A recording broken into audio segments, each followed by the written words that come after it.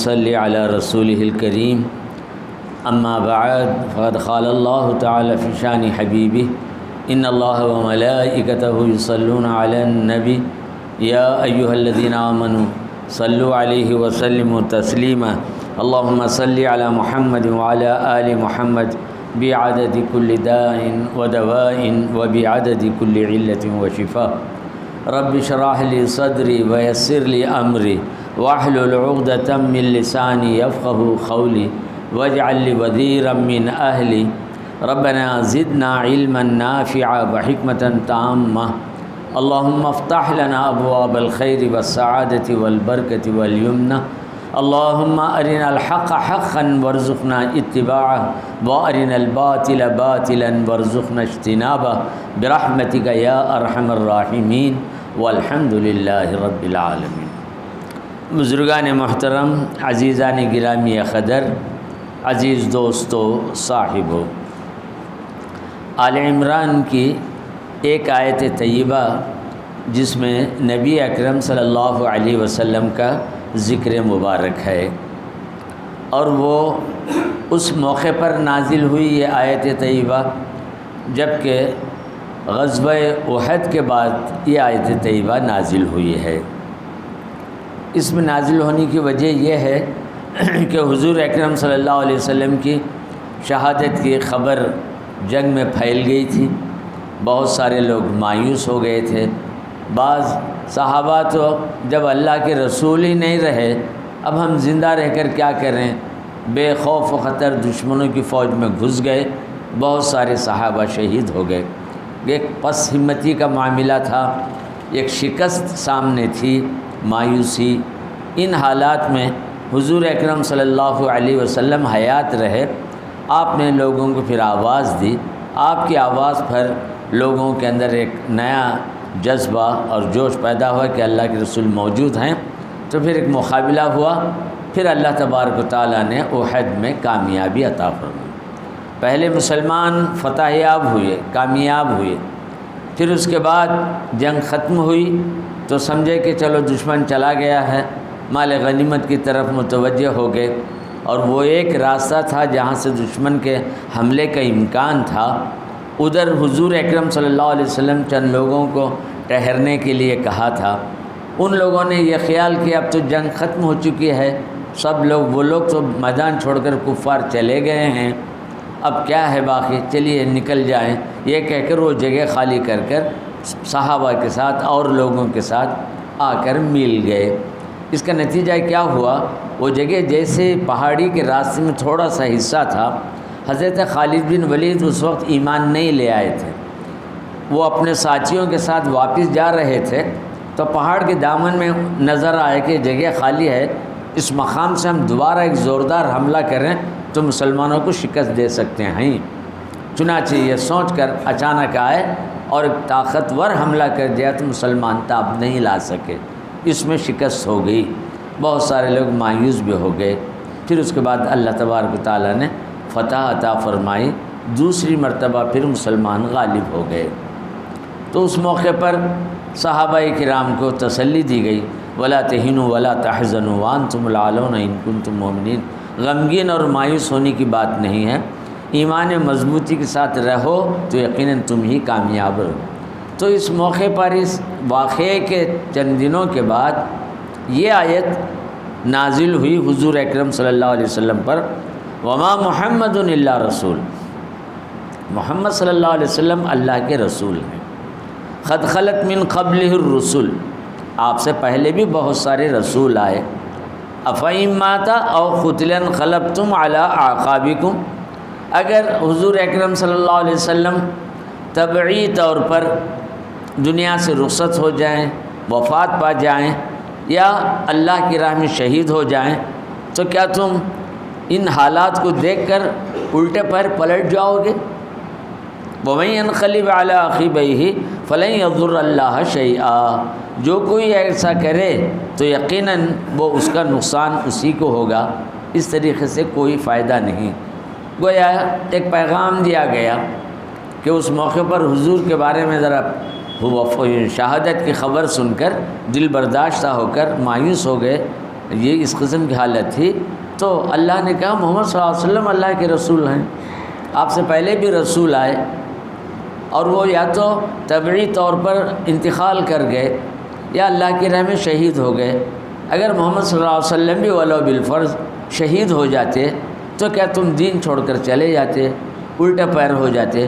یہ بات کہہ کر ان کو آگاہ دی گئی تھی اس آیت طیبہ کی۔ لیکن یہ بڑی عجیب و غریب بات ہے، یہ آیت نازل ہوئی 2 ہجری کے موقع پر، رسول اکرم صلی اللہ علیہ وسلم طبعی طور پر اس دنیا سے رخصت ہوئے، ہجرت کے 10ویں سال 11واں سال شروع ہوا تھا۔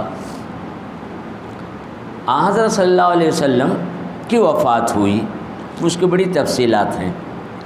اس موقع پر حضرت ابوبکر رضی اللہ تعالیٰ عنہ حجرے مبارکہ میں نہیں تھے، وہ مسجد نبوی میں بھی نہیں تھے۔ صبح کی نماز حضور نے ادا فرمائی، یہ ربیع الاول کی 12ویں تاریخ تھی، اسی دن پیر کا دن تھا، اسی روز حضور اکرم صلی اللہ علیہ وسلم کی وفات ہوئی۔ نماز کے موقع پر حضرت ابوبکر رضی اللہ تعالیٰ عنہ مصلی پر فجر کی نماز ادا فرما رہے تھے۔ حضور کی زندگی میں حضرت ابوبکر نے کئی نمازوں کی امامت فرمائی ہے۔ یہ حضور کی زندگی کا آخری دن تھا، نماز فجر کے لیے سب صفیں درست ہو گئیں، حضرت ابوبکر نماز ادا فرما۔ نبی اکرم صلی اللہ علیہ وسلم کا حجرہ مبارکہ ممبر سے چند قدم کے فاصلے پر ہی تھا۔ حضرت صلی اللہ علیہ وسلم حجرے سے سیدھے مصلی پر پہنچتے تھے۔ اس روز حضرت صلی اللہ علیہ وسلم نے پردہ ہٹا دیا تو صحابہ کرام دیکھے شاید رسول اللہ صلی اللہ علیہ وسلم نماز کے لیے آنا چاہتے ہیں، سب کے چہرے ادھر متوجہ ہو گئے۔ حضرت ابوبکر بھی پیچھے ہٹنے چاہتے تھے تاکہ حضور اکرم صلی اللہ علیہ وسلم کے لیے مصلی چھوڑ دیں۔ حضور اکرم صلی اللہ علیہ وسلم کے چہرے پر اس وقت بڑی بشاشت، تازگی تھی کہ حضرت ابوبکر کی پیروی میں لوگ پورے اطمینان کے ساتھ نماز ادا کر رہے ہیں، یہ ایک اطمینان بھی تھا۔ اور آپ نے ہاتھ کا اشارہ فرمایا کہ نماز ادا کرو، مکمل کرو، یہ کہہ پردے کو گرا دیا۔ تو حضور اکرم صلی اللہ علیہ وسلم نہیں آ رہے ہیں، یہ اتنی ہی بات۔ نماز ہونے کے بعد حضرت ابوبکر رضی اللہ تعالیٰ عنہ حجرہ مبارکہ میں پہنچے فجر کی نماز کے بعد، اور کہا یا رسول اللہ آج ماشاءاللہ چہرہ آج تو آپ کو بہت ہی تر و تازہ، بہت ہی اچھا نظر آ رہا ہے، مزاج آپ کا بالکل صحیح اور درست معلوم ہو رہا ہے، کیونکہ رسول اللہ صلی اللہ علیہ وسلم کی ناسازی کے جو ایام ہیں 12 دن ہیں یا 14 دن ہے۔ سفر کے آخری تاریخوں میں حضور اکرم صلی اللہ علیہ وسلم ایک نماز جنازہ میں گئے تھے، نماز جنازہ پڑھا کر واپس آ رہے تھے، راستے ہی میں آپ کو سخت تیز بخار آ گیا۔ حضرت ابو سعید خدری رضی اللہ تعالیٰ عنہ تھے ساتھ میں، اور حضور اکرم صلی اللہ علیہ وسلم اس وقت سر پر رومال ڈالے ہوئے تھے، بخار کی وجہ سے پورا چہرہ مبارکہ سخت لال سرخ ہو چکا تھا، چلنے میں بھی تکلیف ہو رہی تھی۔ یہ صحابی رسول ہاتھ پکڑے ہوئے تھے، اتنا بدن گرم تھا کہ پکڑ نہیں سکے، ان کی آنکھوں میں آنسو آ گئے، رونے لگے۔ یا رسول اللہ آپ کو اتنی تکلیف ہوتی ہے؟ آپ تو اللہ کے محبوب بندے ہیں، سب کچھ ہیں آپ۔ تو حضور اکرم صلی اللہ علیہ وسلم فرمایا ہاں انبیاء کرام کو سب سے زیادہ تکلیفیں آتی ہیں، ان کا درجہ بھی زیادہ ہوتا ہے، مرتبہ بھی زیادہ ہوتا ہے، یہ کہا حضور اکرم صلی اللہ علیہ وسلم۔ وہاں سے سیدھے گھر پہنچے۔ اس کے بعد نبی اکرم صلی اللہ علیہ وسلم کی مزاج میں تبدیلی آتی چلی گئی، کئی دن تک حضرت ابوبکر نماز ادا پر۔ یہ نماز جو ربیع الاول کی 12ویں تاریخ تھی، اور اسی دن آپ صلی اللہ علیہ وسلم نے پردہ ہٹا دیا۔ حضرت ابوبکر دیکھا، صحابہ کرام دیکھے، پھر حضرت ابوبکر حجرے میں آ کر کہنے لگے میں گھر جا کر آنا چاہتا ہوں، اجازت چاہیے، اس لیے کہ جب سے حضور کا مزاج ناساز ہے، یہ 14 دن یا 12 دن حضرت ابوبکر اپنے گھر نہیں گئے، رات دن مسجد نبوی میں حضور ہی کے پاس یہی معاملے میں رہے، جب سے مزاج بگڑی آخر دنوں تک بھی رہے۔ اس روز اچانک ان کے دل میں خیال پیدا ہوا کہ میں جاؤں، تو حضور نے کہا اچھی بات ہے جاؤ۔ حضرت ابوبکر رضی اللہ تعالیٰ عنہ گھر مسجد نبوی سے کافی دور تھا۔ چارج کے وقت نبی اکرم صلی اللہ علیہ وسلم کا آخری وقت آ پہنچا، آپ صلی اللہ علیہ وسلم اس دنیا سے تشریف لے گئے۔ اب یہ واقعے سے صحابہ اپنے آپ میں نہیں تھے، بالکل بھی کسی کو یقین بھی نہیں آ رہا یہ کیا واقعہ پیش آیا۔ کسی طریقے سے خبر حضرت ابوبکر رضی اللہ تعالیٰ عنہ تک پہنچی تو حضرت ابوبکر اس موقع پر گھوڑے پر سوار ہو کر بڑی تیزی کے ساتھ آئے، یہ خبر ملتے سیدھے حجرے میں داخل ہو گئے۔ چنانچہ امام بخاری کی روایت ہے کہ نبی اکرم صلی اللہ علیہ وسلم کے بدن مبارک پر ایک چادر ڈالی ہوئی تھی، وہ چادر یمنی پھولدار چادر تھی۔ یہ حضور اکرم صلی اللہ علیہ وسلم کی خدمت میں کسی نے ہدیتاً پیش کیا تھا، شاید وہ چادر حضور صلی اللہ علیہ وسلم کو زیادہ پسند بھی تھی۔ اس موقع پر آپ کے بدن مبارک پر وہ چادر ڈالی گئی تھی۔ حضرت ابوبکر رضی اللہ تعالیٰ عنہ سیدھے حجرے میں پہنچے اور آپ نے چادر کو آپ کے چہرے مبارکہ سے ہٹا دیا۔ ہٹاتے ہی بے ساختہ حضرت صلی اللہ علیہ وسلم کا بوسہ لیا۔ حدیثوں میں ہے، سب حدیثوں میں روایت کی، بعض روایتوں میں ہے کہ حضور نے پیشانی کا بوسہ لیا، بعض حدیثوں میں ہے کہ حضرت ابوبکر بے ساختہ اور بے قابو ہو کر حضور کو چوم لیے۔ پھر اس کے بعد حضور سے خطاب کرتے ہوئے کہا، میرے ماں باپ آپ پر قربان، آپ پر 2 موت طاری نہیں ہوگی، یہی ایک تھی جو یہ معاملہ ہے۔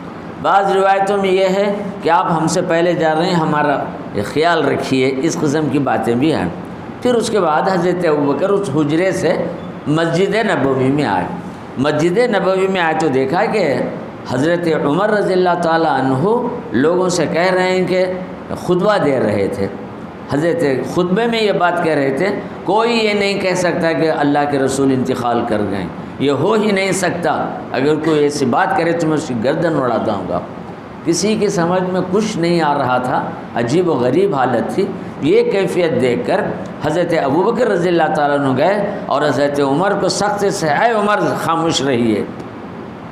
چنانچہ حضرت عمر جیسی ان کی بات ہوئی خاموش رہ گئے۔ خاموش رہنے کے بعد حضرت ابوبکر نے اللہ کی حمد و ثنا کرنا، من کان یعبد محمدا فإن محمدا قد مات، جو کوئی محمد صلی اللہ علیہ وسلم کی عبادت کرتا تھا تو سمجھ جاؤ کہ آج محمد صلی اللہ علیہ وسلم نہیں ہیں، دنیا سے جا چکے ہیں، اللہ تعالیٰ موجود ہے، زندہ ہے۔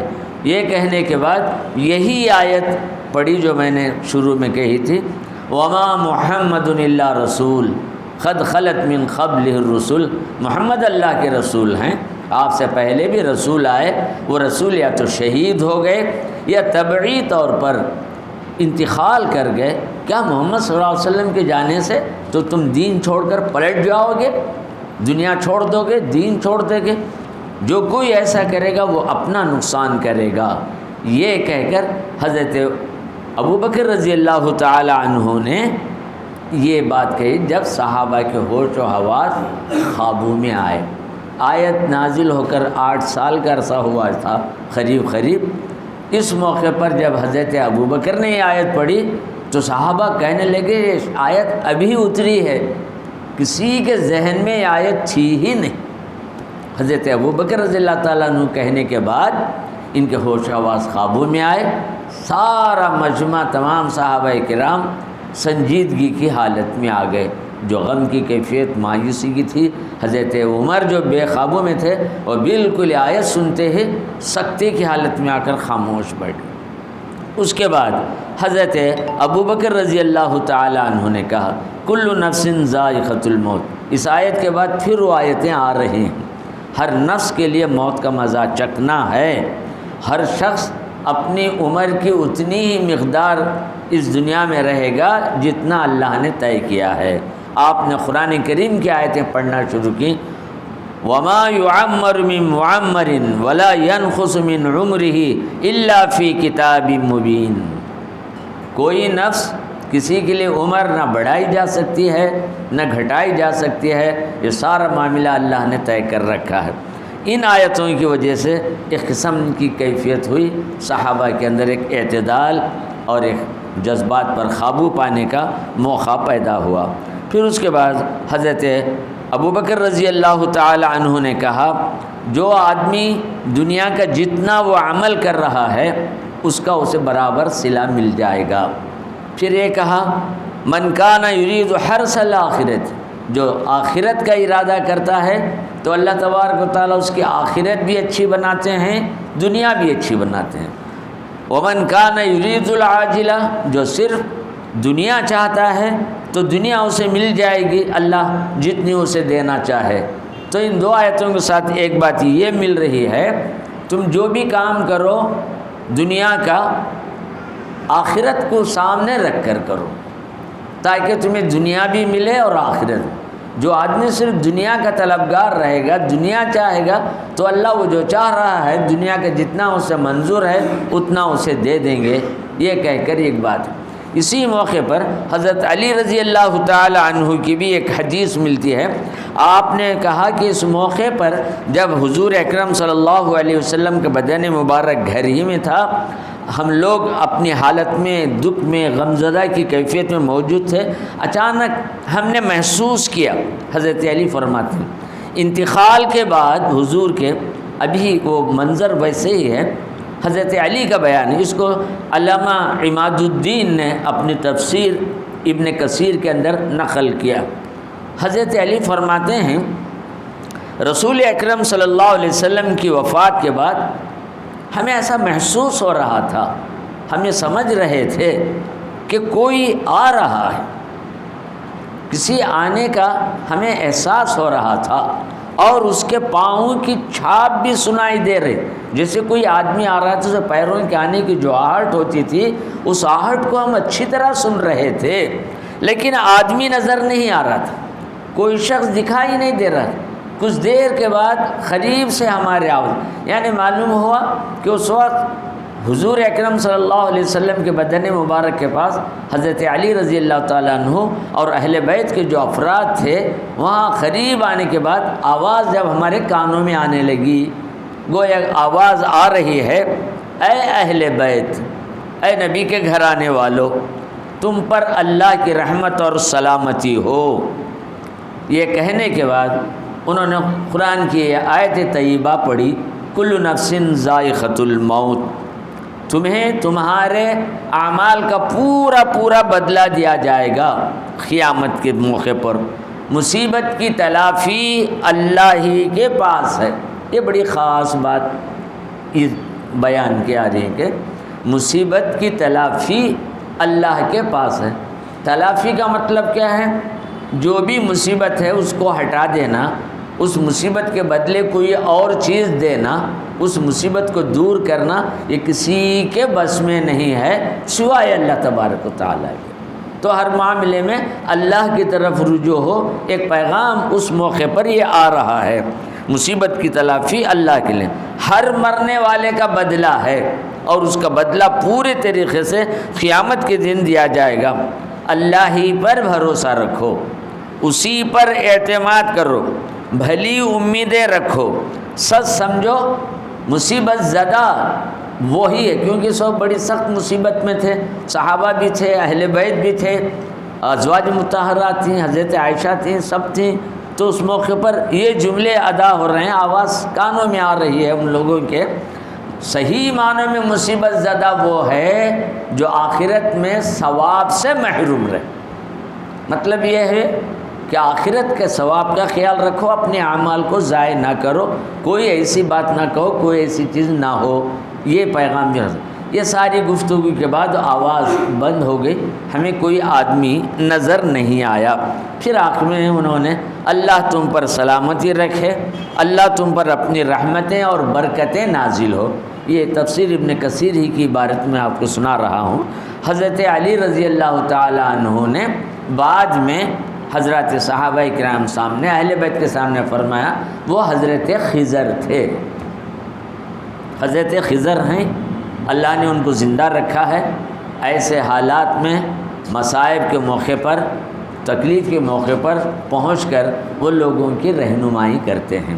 اکثر و بیشتر حضرات کا خیال ہے کہ حضرت خضر کی وفات نہیں ہوئی، موجود ہیں۔ بعض لوگوں نے کہا وفات ہو چکی ہے، لیکن روحانی اعتبار سے اللہ نے ان کے درجہ عطا فرمایا ہے کہ ایسے حالات میں وہ جہاں جہاں پہنچتے ہیں اس قسم کی بات ہوتی ہے۔ تو حضرت خضر کا حضور کے وفات کے موقع پر حاضر ہونا یہ تو مستند طریقے سے حضرت علی کے حوالے سے بات ہے۔ اور بھی بہت سارے لوگ ایسے ہیں جنہوں نے حضرت خضر کے تعلق سے کئی واقعات بتائے ہیں کہ حضرت خضر پہنچے اور انہوں نے یہ بات کہی، یہ بات کہی، اس قسم کے معاملات ہیں۔ تو بہرکیف یہ آیت کا وہ تعلق ہے۔ پھر اس کے بعد ایک آیت یہ آ رہی ہے حضور اکرم صلی اللہ علیہ وسلم کے تعلق سے، فَبِمَا رَحْمَةٍ مِّنَ اللَّهِ لِنْتَ لَهُمْ وَلَوْ كُنْتَ فَظًّا غَلِيظَ الْقَلْبِ لَانفَضُّوا مِنْ حَوْلِكَ۔ اللہ تبارک و تعالیٰ کا شکر و احسان ہے کہ اس نبی کو اللہ تبارک و تعالیٰ نے تمہارے لیے نرم بنا دیا۔ لین کہتے ہیں مزاج میں نرمی، طبیعت میں نرمی یہ ہونا۔ احسان کے طور پر حضور سے بھی خطاب ہے اور حضور سے کہا جا رہا ہے کہ اللہ کی رحمت ہے کہ آپ نرم دل ہیں، دل کے اندر سختی نہیں، قساوت نہیں۔ قساوت کا مطلب ہے کسی کوئی مصیبت ہو ہمیں کچھ بھی اثر ہی نہیں ہو رہا ہے، یہ قساوت قلبی کہتے ہیں۔ کچھ دلوں کے اندر اللہ ایسی نرمی دیتے ہیں، ذریعے سے کسی کی تکلیف دیکھیں، خواہ وہ اپنا ہو غیر ہو، بے چین اور پریشان ہو جاتے ہیں، یہ دلی ہمدردی۔ تو اللہ نے حضور سے کہا یہ اللہ کی رحمت ہے آپ پر کہ آپ کے دل کو اللہ نے نرم کیا۔ پھر مسلمانوں سے بھی خطاب ہو رہا ہے کہ یہ اللہ کی رحمت ہے کہ اللہ نے تمہارے لیے تمہارے نبی کو نرم بنا دیا، بے حساب نرم۔ یہی وجہ ہے کہ قرآن کریم میں ایک جگہ لقد جاءکم رسول من انفسکم عزیز علی ما عنتم حریص علیکم بالمؤمنین رؤوف الرحیم۔ دوسری آیت میں حضور اکرم صلی اللہ علیہ وسلم کو کہا جا رہا ہے کہ تمہارے پاس ایک ایسا رسول آیا وہ رؤوف بھی ہے رحیم بھی ہے۔ حالانکہ رؤوف اور رحیم اللہ کی صفتیں ہیں، اس کا نام ہے۔ قرآن کریم میں وہی نام حضور کے لیے استعمال کیے گئے ہیں کہ رسول بھی